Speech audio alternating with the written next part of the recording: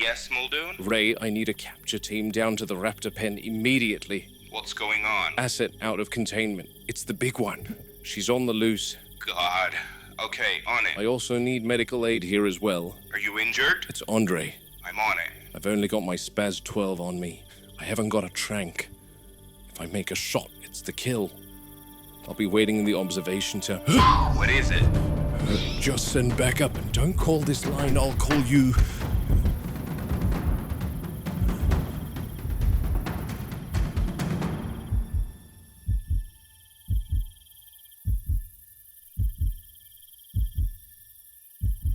You take the shot, you face a lawsuit. You don't take the shot, she hunts you. Either way, you're as good as dead. Hammond or bury me, whatever I do.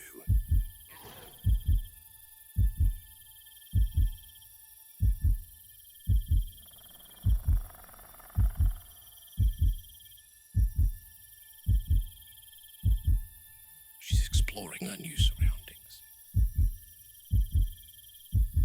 Best to keep an armed watch of her until the capture team arrives.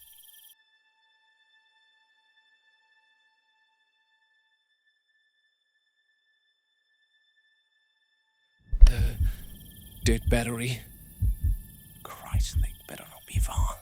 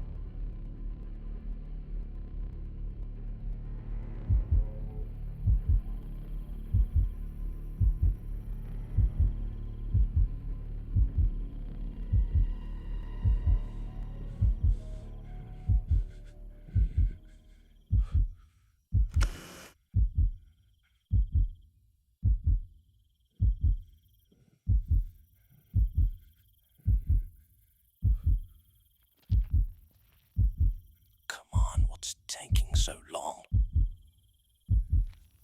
If I let her get far, we'll lose her. This will turn into a manhunt that could span hours, damn it.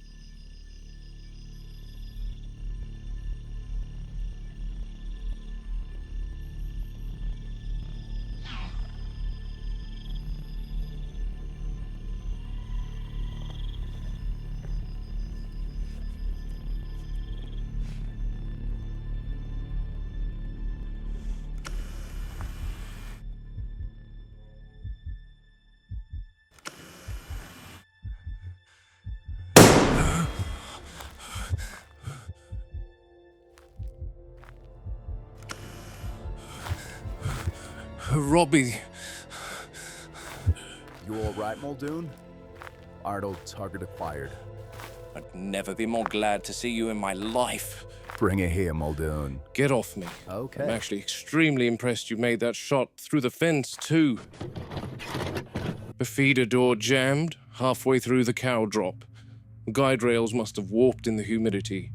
Happens with equipment out here. Metal expands, things get stuck.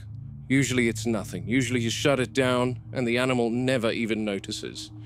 But today the door stayed open, and she noticed. The big one's always watching things like that. Patterns, routines. She saw the opening before Andre. One moment she's beneath the feeder, next moment she's airborne, straight up and out.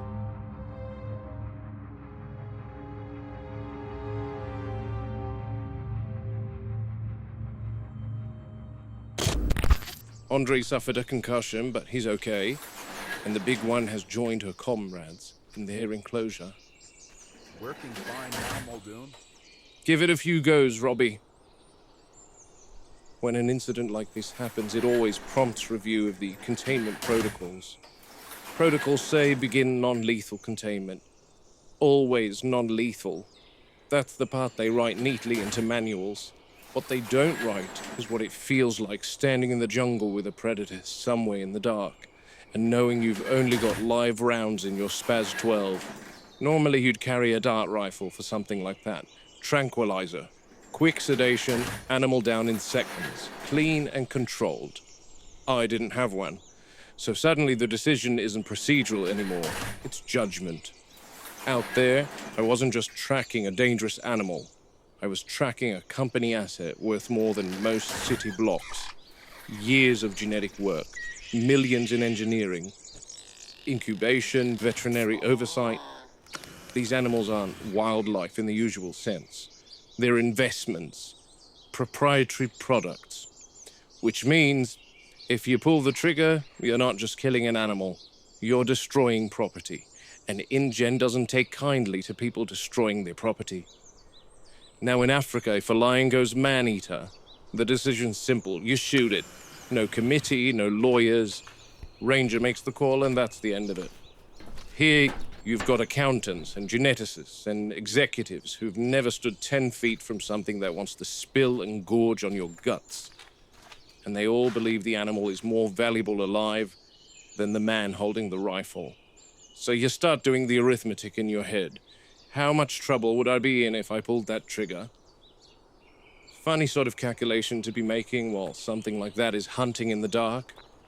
The way I see it, you're a dead man either which way, because if things went different last night and she ambushed me, I would shoot her to oblivion.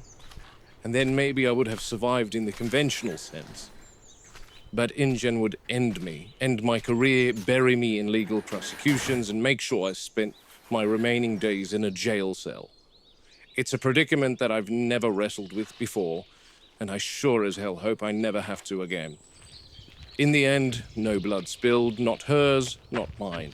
Which means, on paper, the system worked. But I'll tell you something they won't put in the report. The big one didn't escape because the steel failed. She escaped because she understood the opportunity before we did. And that's the real problem with these animals. They aren't just dangerous.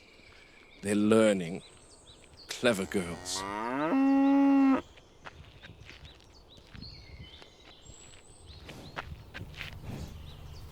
Bet you're happy, Bessie. It's Mildred. You can't name them all Mildred, Robbie. They're the archetypal ceratopsian.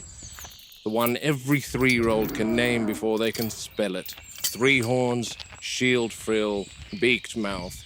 Triceratops is the blueprint people carry in their heads when they think of dinosaurs, second only to Tyrannosaurus in public imagination, and considerably easier to manage, provided you respect the fact that you're dealing with 6 tons of muscle wearing a battering ram on its face.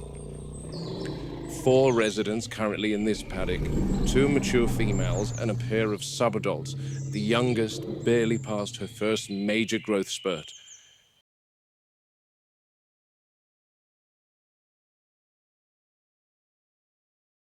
Their social structure is tight, protective rather than hierarchical in the aggressive sense. Lady Margaret stands at the center of that cohesion, broadest frill, calmest disposition, and the others orient to her the way compass needles find north. Good morning, ladies. Triceratops herd dynamics are built on cohesion and mutual protection rather than rigid dominance. The adults form a defensive core, orienting their horns outward while keeping juveniles shielded within the group's center, and movements are guided by calm, experienced females like Lady Margaret, whose steady behavior signals safety to the others. She's almost 9 years of age and has essentially reached her maximum size. Big, healthy girl. She's the closest thing this herd has to a matriarch. If she settles, they settle. If she spooks, you clear the area and climb something sturdy. InGen wants 8 Triceratops in total, and another batch is currently being nurtured on Isla Sorna. They're several months old at the moment, but when they hit about the 1-year mark, they'll be transferred to Nubla to join this lot.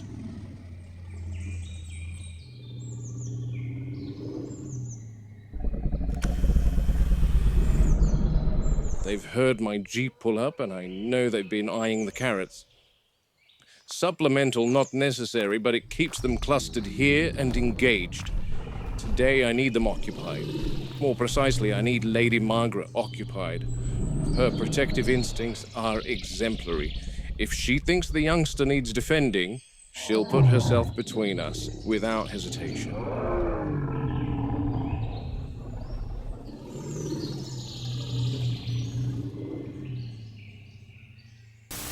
Easy, girls. There you are. Keep that attention here. The others always follow her lead. No agitation, no alarm snorts, just the low, resonant feeding sounds of content herbivores. With the herd settled, I can enter from the east service gate and see what's happening with number 4. Yesterday, one of the workmen said that the youngster was laying down for the entirety of his shift, so she needs checking on. And I can only do that with these guys occupied. Last thing I want is a protected response when there's no threat to respond to.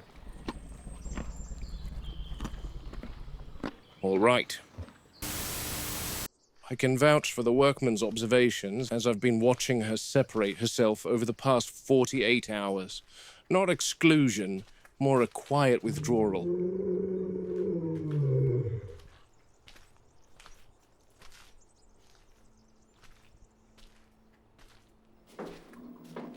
Here she is. This is the youngest of our Triceratops.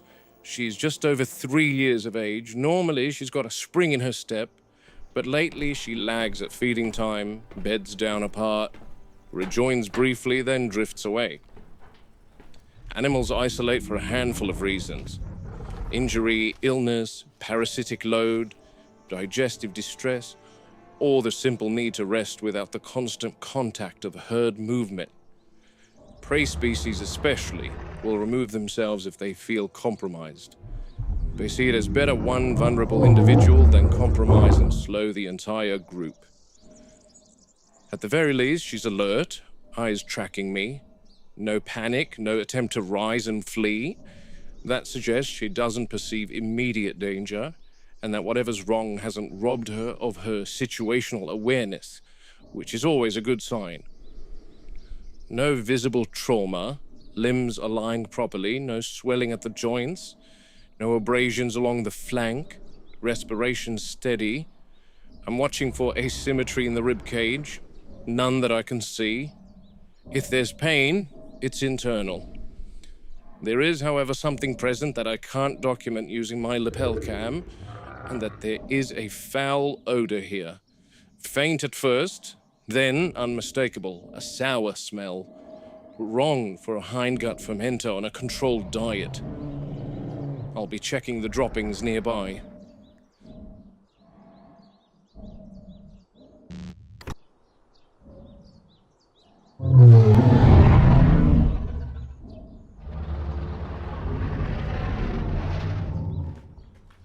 Stools are well formed, but with that same foul odor. that points toward gastrointestinal upset rather than systemic infection. Possible causes: spoiled forage after the rain, ingestion of toxic plant matter sprouting throughout the paddock, or microbial imbalance in the gut. Ceratopsians rely on complex fermentation to break down cellulose from the plants they eat. Disrupt that flora and you get gas, discomfort, lethargy, and withdrawal from the herd. See how she's laying? She's got her legs beneath her, resting her stomach on the ground.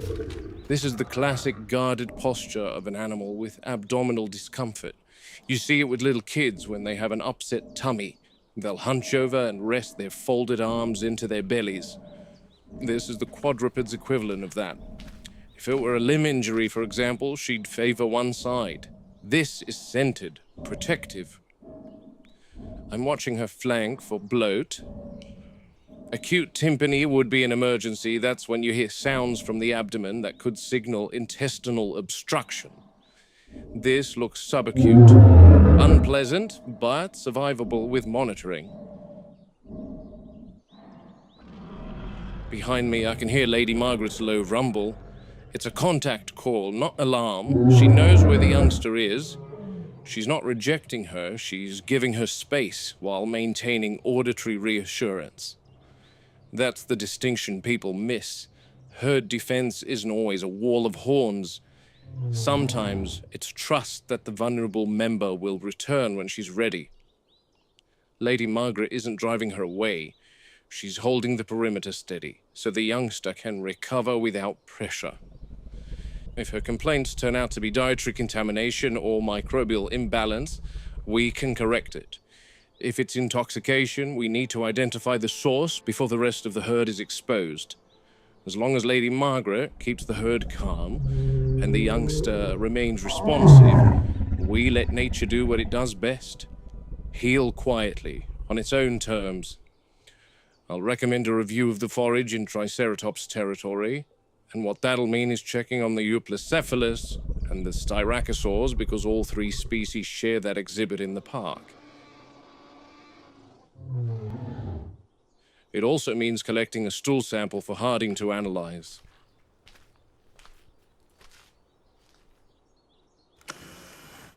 And that is one big pile of shit. She escaped, lingered around the pen till nightfall, and then she headed to this maintenance shed. There's usually not much rhyme or reason when it comes to animal behavior most of the time. They sense something and then they react. But the big one seemed really curious about that shed, and I'm really curious as to why. I've had a quick scrub through the footage from last night and increased it to maximum exposure, but I couldn't make out anything in the darkness. I thought I heard something and felt a presence here. Working in Africa does that to you. You develop a sixth sense that helps you detect when a predator is eyeing you. And I felt that last night. No surprises, left the gate open after they took her. Bloody useless. Now, she was very interested in being here. Animals sometimes work off a scent that could be carried in the wind or smeared across the ground or along foliage. Our olfactory capabilities are laughable in comparison, so it's very possible that she caught a whiff of something that brought her here. But remember, these animals haven't seen anything of this island outside of their enclosure, so her surroundings could definitely contribute to sensory overload and overwhelm her.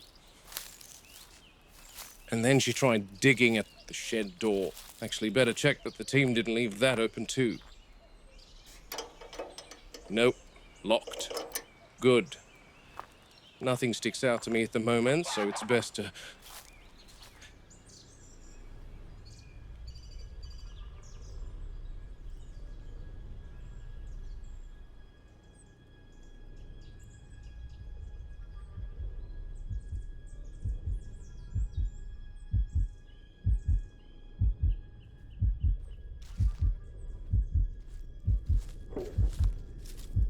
Is that coming from